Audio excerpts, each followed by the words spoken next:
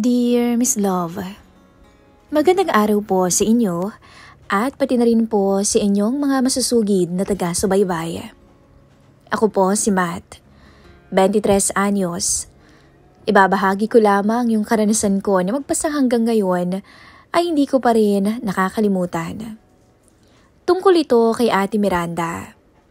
Kaibigan ko si Junel simula pa high school at tambay na ako palagi sa bahay nila. Tambay ako lagi sa bahay nila at kung tutuusin, hindi lang si Junel ang dahilan kung bakit palagi akong nandoon. Dahil kay Ate Miranda. Ang kapatid niyang nasa edad 38. Matanda siya sa amin ng ilang taon pero hindi mo iisipin na halos nasa 40 na siya. Maalaga to sa sarili, palaging mabango, laging maayos manamit kahit nasa bahay lang. At ang isa pa, napakapilya niyang babae. Yung tipo ng babaeng tahimik sa umpisa pero kapag kinausap mo na, may kalokohan sa dulo ng bawat linya. Lagi niya kaming tinutuksong magkakabarkada. Lalo na ako. Minsan simpleng biro, minsan parang may laman. At doon ako unti-unting natutong mahulog sa kanya. Isang gabi noon nung nagyaya si Junel ng inuman sa bahay nila. Pumunta naman ako agad. Pagbukas ko ng gate nila, una kong nakita si Ate Miranda. Nasa terrace siya noon, naka-short at maluwag na puting t-shirt. Wala siyang make-up pero ang ganda niya. Ewan ko ba naman sa kanya.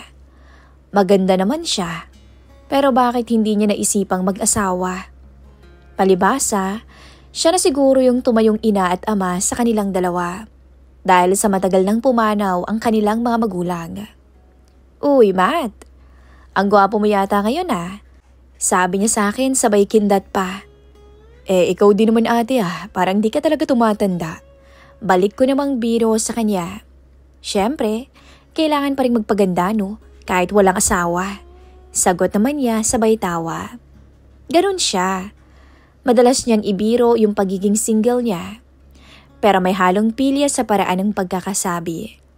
At sa tuwing ginagawa niya yon, para bang ako yung kinikilig.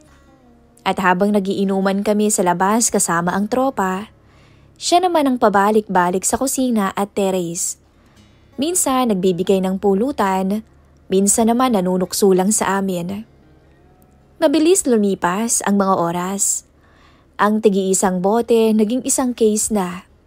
At bandang 9:00 yun ng gabi, pagpasok ko sa kusina, nandoon si ate. Tahimik siya habang nag-aayos sa kusina. Pero paglapit ko, bigla siyang napangiti at nagsalita. Oh, ikaw pala Matt, lasing ka na yata, parang namumula ka na. Tanong niya. Ha? Hindi pa naman ate. Hindi naman ako agad nalalasing eh. Sagot ko. Sus, sige na nga. Naniniwala na akong hindi ka pangalasing. Kasi hindi ka makatingin ng diretso sa akin eh. Anya sabay lapit ng dahan-dahan. Lalo akong kinabahan. Hindi yung takot, kundi kaba na may halo ng kilig at init. Huwag kang kabahan, Matt. Baka kung anong isipin ni Junel. Baka mamaya akala niya kung anong ginagawa ko sa'yo. Sabi niya sabay hawak ng marahan sa braso ko. Hindi naman ako kinakabahan ate. Sagot ko. Ah, talaga? Bakit para kang naiilang dyan? Grabe ang lapit niya. Amoy ko na yung pabango niya, yung hininga niya, at yung paraan ng pagkakatitig niya, parang sinasadya. Ate naman, mahina akong sabi. Lagi mo na lang akong pinagtitripan eh. Natawa siya. Alam mo, sa lahat ng kaibigan ni Junel, ikaw ang napakasarap lokohin. Anito sabay halakhak. Teka nga, baka mamaya isipin nila doon, inaakit kita ha? Hindi ko alam kung biro lang ba yun o may halong katotohanan na. Lumipas ang mga araw. Buwan. Dumating yung araw ng birthday ni Junel. Maaga pa lang, andun na ako para tumulong. Pagdating ko doon, unang bumungad sa akin si Ate Miranda sa terrace. Nakadress na hindi lalampas sa tuhod. Hindi lantad pero sakto lang para mapatingin ka ng hindi mo sinasadya. Maganda talaga ang katawan niya. Kahit na nasa 38 na siya. May kurba at alam niya kung paano dalhin ang pananamit niya. Palibhasa nga siguro hindi pa nagkakaanak. Kaya naman dalagang-dalaga talagang tingnan. Uy, Matt, sabi niya. Maaga ka? Excited ka bang pumunta dito o may inaabangan ka? Napangiti naman ako, Miss Love. Hindi ko alam kung bakit pero bawat kilos niya may dating. Hindi naman OA. Pilya lang talaga siya. Yung tipong hindi mo alam kung biro lang ba niya talaga o talagang may laman na yung mga sinasabi niya. At habang abala ang lahat sa paghahanda, ako naman ay inutusan ni ate na magbitbit ng mesa sa bakuran. Habang binubuhat ko, bigla siyang lumapit sa likod ko at nagsalita ng pabulong. Ang ganda yata ng katawan natin ngayon, Mata. Napatingin ako agad sa kanya. Pero pagtingin ko, naglalakad na siya papalayo na para bang wala lang. Pero sa loob ko naman, konting-konti na lang talaga papatulan ko na si ate. Pagsapit ng gabi, nagsimula na ang handaan. Ang daming tao, maingay, may mga nagkakaraoke, may nagiinuman sa mesa. Pero sa lahat ng tao na nandun, iisa lang talaga ang tinitingnan ko. Si Ate Miranda. Habang abala siya sa mga bisita, hindi ko maiwasang sundan ng tingin ang bawat kilos niya. Pansin ko rin na ilang beses siyang pasimpleng lumilingon sa akin. Hindi ako nag-iilusyon. Alam kong pareho naming alam kung anong nangyayari sa pagitan naming dalawa. Matt! Sigaw ni Jonel. Tara na, tagay na tayo. Umupo naman ako sa mesa. Marami ng lasing na mga kasama niya. Puro nagtatawanan na. Si Jonel nakangiti habang pinupuno ng alak yung baso ko. Pre, birthday ko ngayon, di ba? Kaya kahit malasing tayo, okay lang. Marami siyang sinasabi. Pero ako, nakafocus kay Ate Miranda na nasa kabilang dulo. Hindi ko maiwasang hindi pa rin siya mapansin.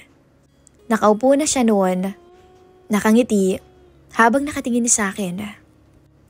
Hindi yun simpleng tingin. Yung tipong parang nangaakit kahit wala namang sinasabi. Maya-maya tumayo siya.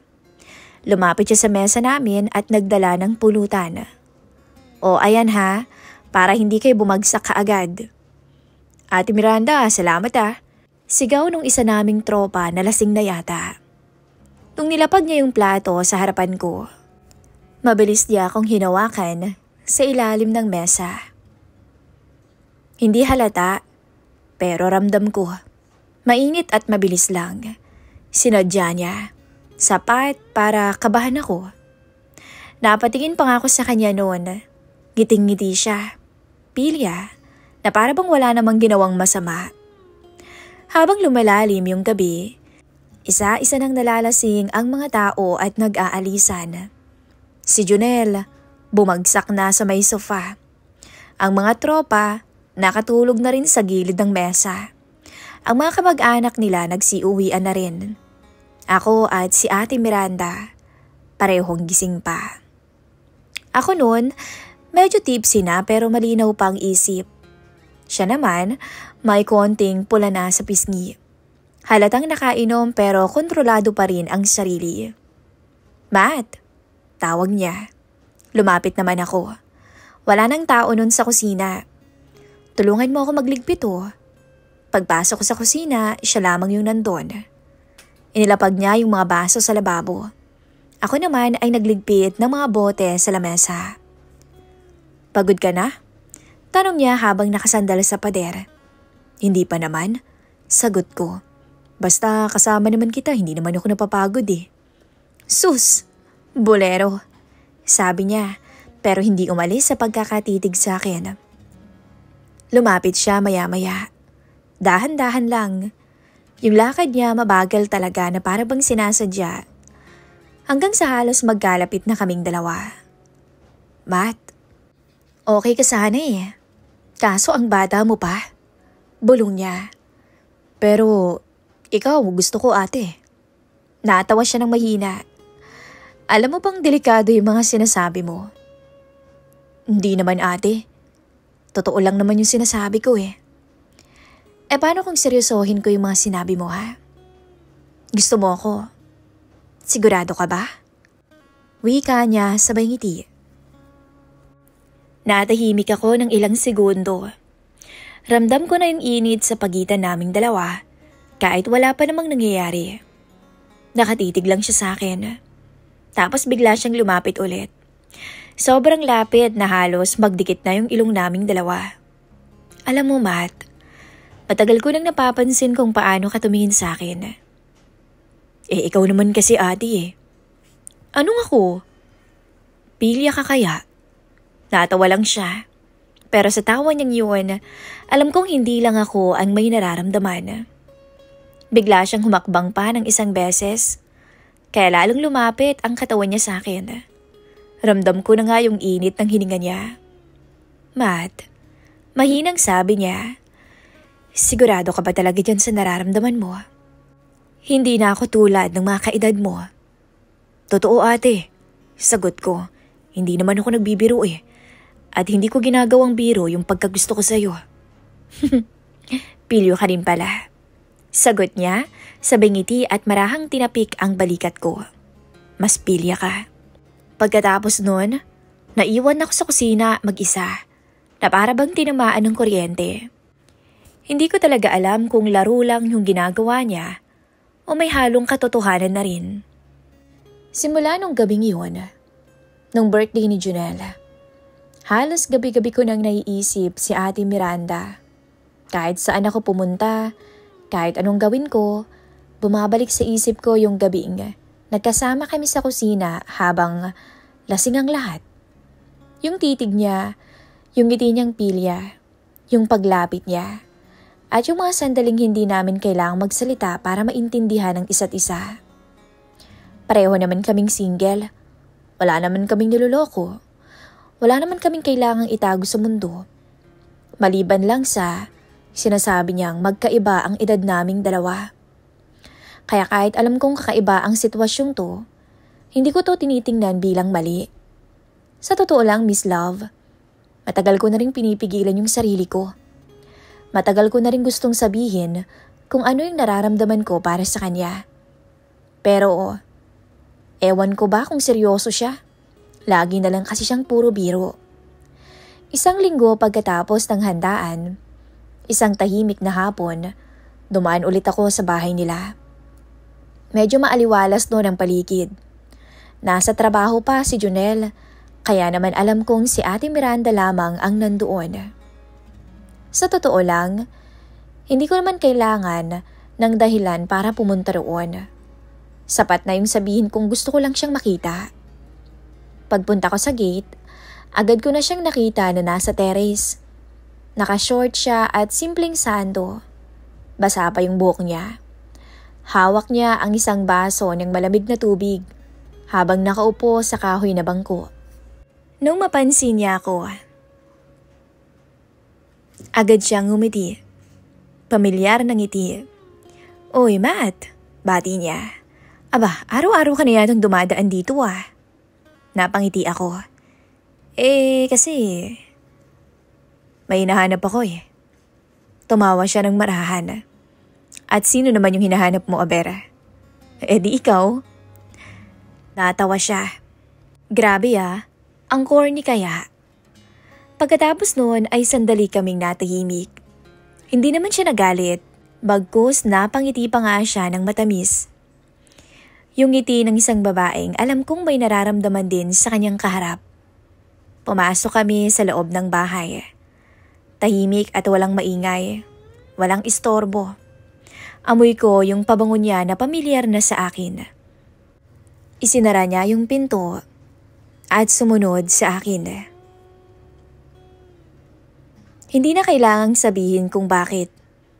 Pareho naming alam kung saan patutungo ang araw na ito.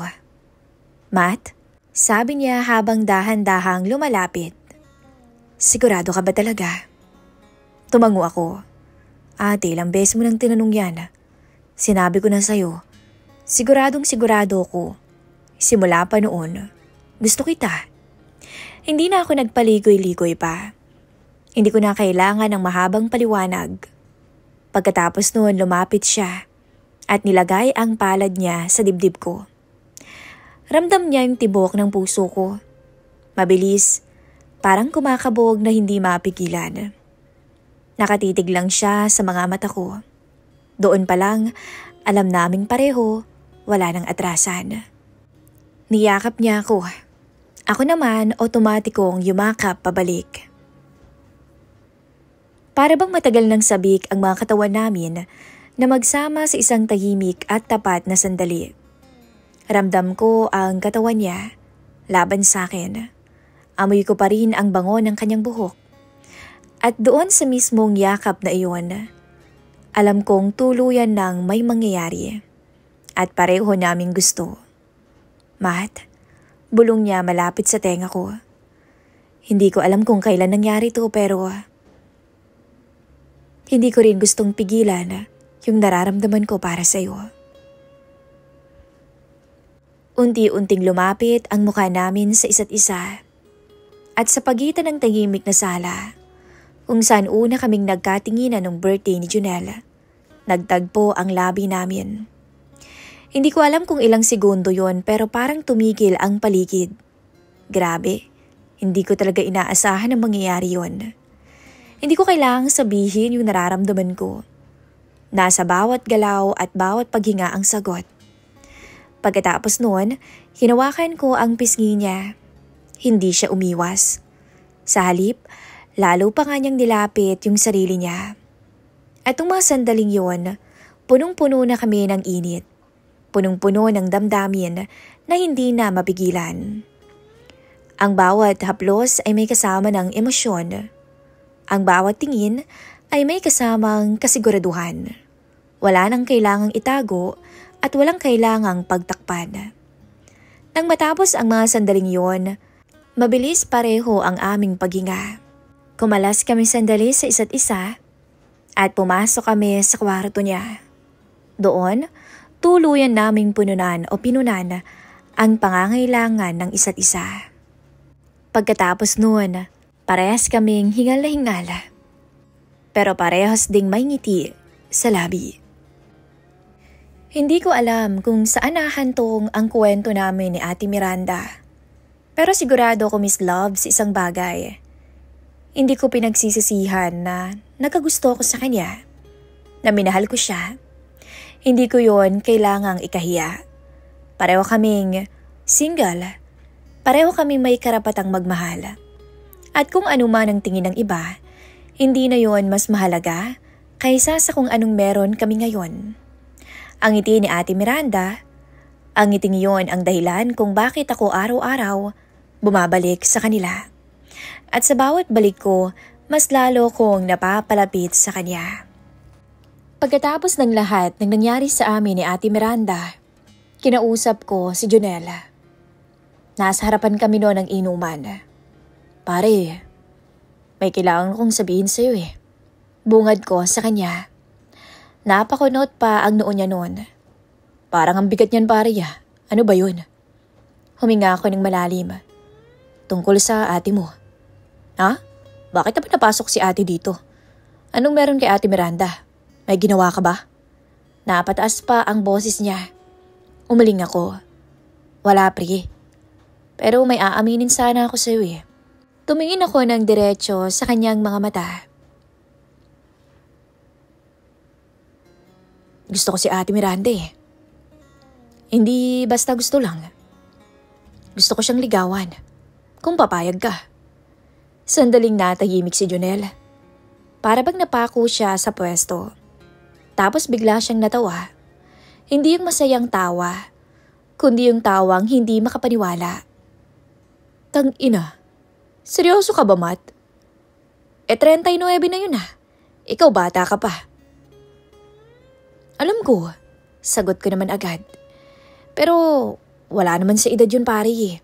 At hindi rin naman ako nagbibiro. Gusto ko yung ate mo. Matagal na. Hindi ko lang inaamin sa'yo. Naatigilan siya. Kita ko sa mukha niya na hindi niya inaasahang marinig yun. Nawala tuloy bigla yung tawa niya. Napalitan yata ng kaba tsaka pag-aalinlangan. Pare, si Ate Miranda, alam mo namang nasaktan na siya noon, di ba? Kaya nga hindi na nag-asawa eh. Ayoko naman nang maulit yun na masaktan ulit. Tumango ako. Yun din ang dahilan kung bakit ako lumapit sa'yo eh. Gusto kong malaman mo na seryoso ko sa kanya. Hindi naman to laro lang, pare. Gusto ko siyang ligawan ng maayos. Gusto ko siyang respetuhin. Sigurado ka ba? Tanong niya na medyo lumalambot na ang tono. In love ka ba talaga? Hindi lang basta in love, pare. Sagot ko. Gusto ko siyang alagaan. Kahit pa mas matanda siya sa akin. Kahit pa sabihin nga ng iba na hindi bagay, wala akong pakialam. Hindi ko naman makukontrol ang sarili ko, pare eh. Sobrang mahal ko siya. Napakamot si Junel ng ulo. Sabay na pabuntong hininga. Hindi ko alam kung matutuwa ba ako o mai-stress sa sinasabi mo eh. Tahimik naman akong naghintay. Ramdam kong mabilis ang tibok ng dibdib ko. Iniisip ko, baka bigla niya akong sapakin o kaya hindi siya pumayag. Pero after ng ilang segundo, bumuntong hininga siya ulit at ngumiti. Matt, kaibigan kita. Kilala naman kita. Hindi ka naman siguro gagawa ng kalokohan kung hindi mo kayang panindigan. Tumango siya. Kung seryoso ka talaga kay ate, wala naman ako magagawa.